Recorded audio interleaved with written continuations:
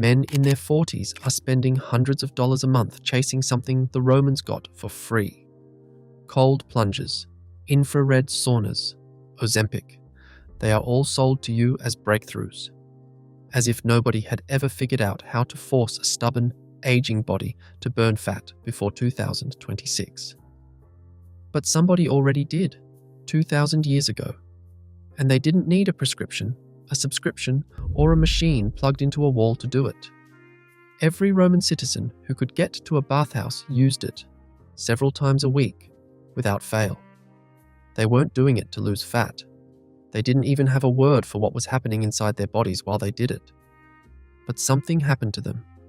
Every single time they walked through that building, something scientists only managed to prove was real.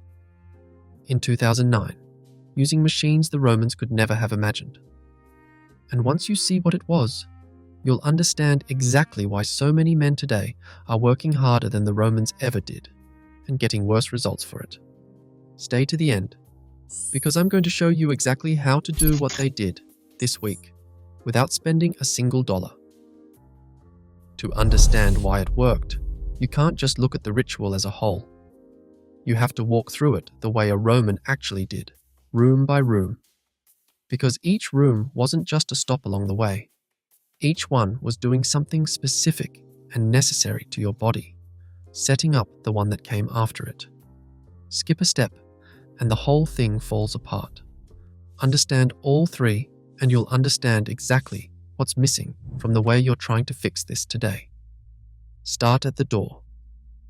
A Roman bathhouse wasn't a spa you slipped into quietly.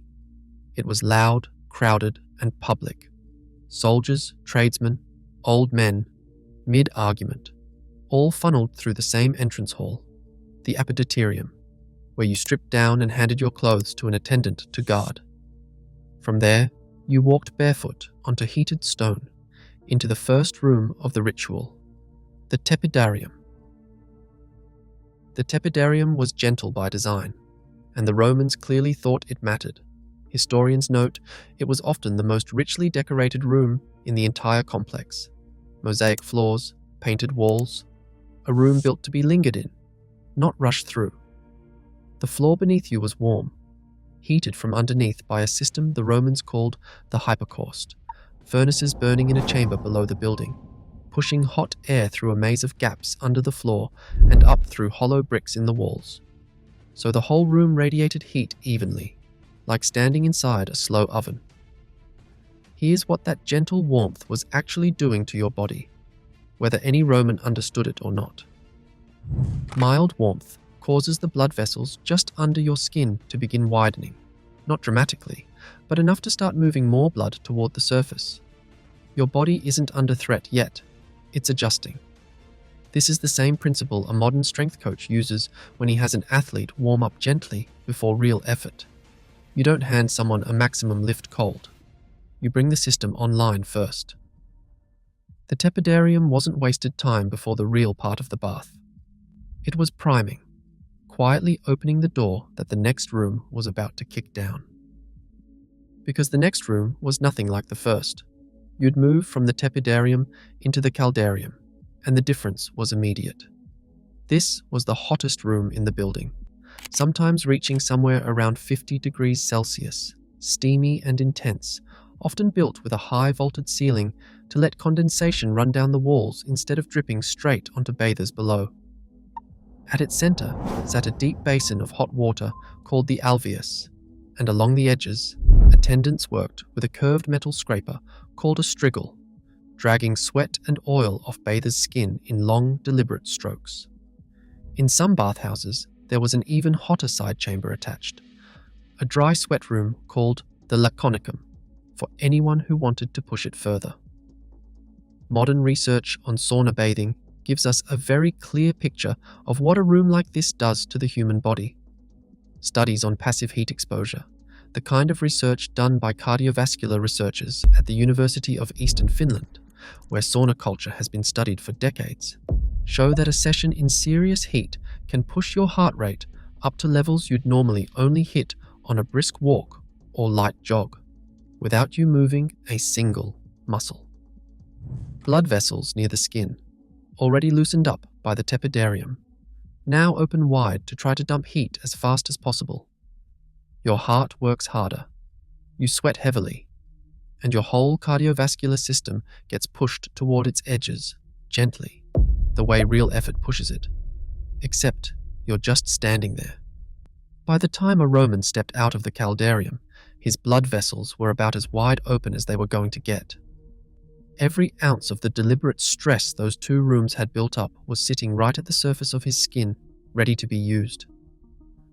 And that is the exact moment the ritual demanded he do the one thing that seems to make no sense at all. He walked straight into cold water. The frigidarium was built to feel like a different world entirely, often the most dramatic room in the whole complex.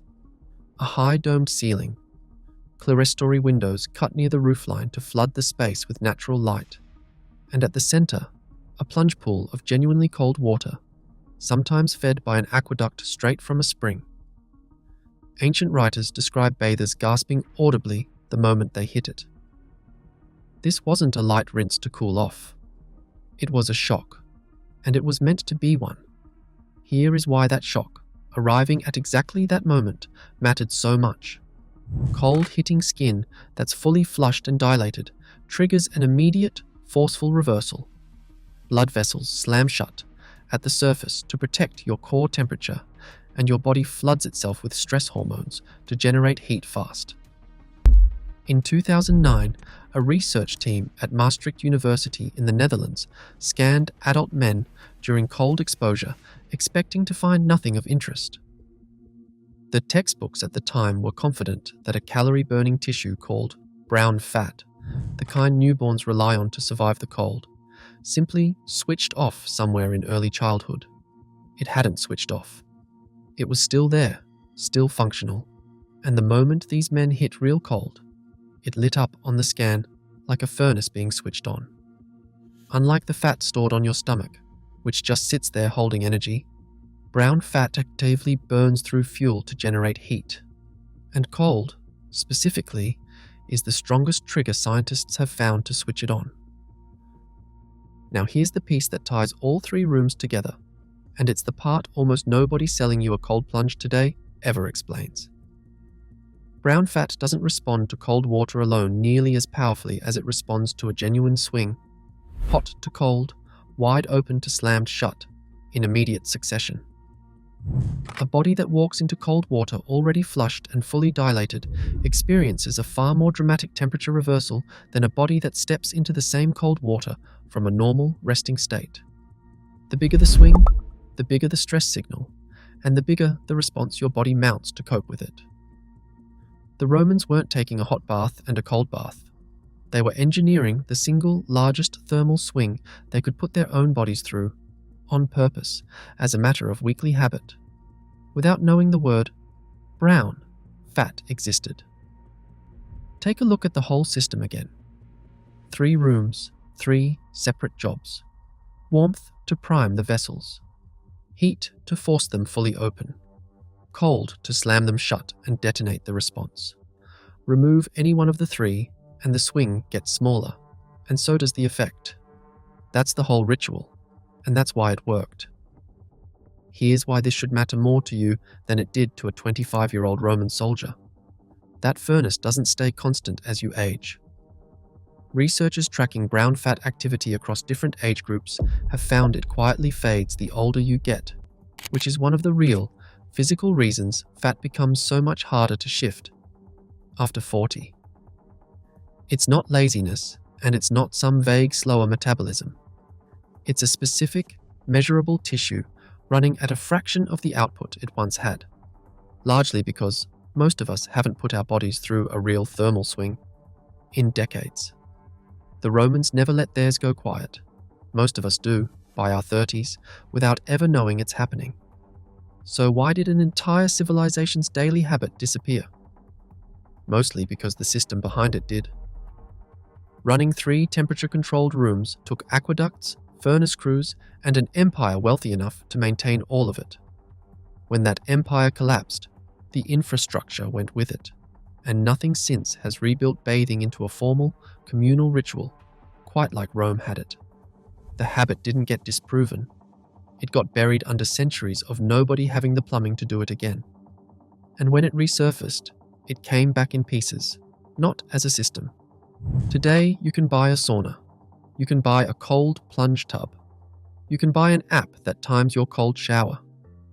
Separate products from separate companies, because there's no subscription in telling a man that a hot shower followed by 2 minutes of cold water does most of what the Romans did for free. Which is exactly what a 2015 study out of that same Maastricht research group makes hard to ignore. They took men who were overweight and already struggling with blood sugar control. The exact population an entire modern pharmaceutical industry exists to treat, and had them do something startlingly close to what the Romans did every week for just 10 days straight. And by the end, their bodies were handling blood sugar and fat noticeably better than before they started. I'm not telling you this replaces medicine for someone who genuinely needs it, but I am telling you that a free, 2,000-year-old habit produced a measurable shift in exactly the systems modern weight loss drugs are built to target chemically, at real monthly cost. If you want the deeper system behind this, how the ancients trained, ate, recovered, and lived in a way that kept the whole body working the way it was built to, not just this one piece. That's exactly what The Art of Living Like a Man lays out in full. Links in the description. So here's how you rebuild the Roman swing without a bathhouse. Heat first and make it real. A hot shower run as hot as you can stand. A sauna, if you have access to one. Or 15 minutes of hard exercise that gets you properly sweating and your heart rate up. That's your tepidarium and caldarium, condensed into one step. Then, immediately after, real cold. Turn the shower down as cold as it goes, 30 seconds to start if you've never done it, building toward 2 or 3 minutes over the following weeks. No ice bath, no expensive tub required. A shower you already own is the entire piece of equipment. Do it 3 or 4 times a week, and give it real time before you judge it. The Romans weren't doing this once, they were doing it for life. And if you've got any heart condition or concern along those lines, talk to a doctor before you shock your system like this. The Romans didn't have that option. You do. Have you tried contrast bathing or a cold plunge? Yourself? Did it actually do anything? Or is this all placebo dressed up in ancient history? Say so in the comments. I actually want the argument. The ancient way exists to recover what was lost. If this changed how you think about what you've been paying for, you already know what to do.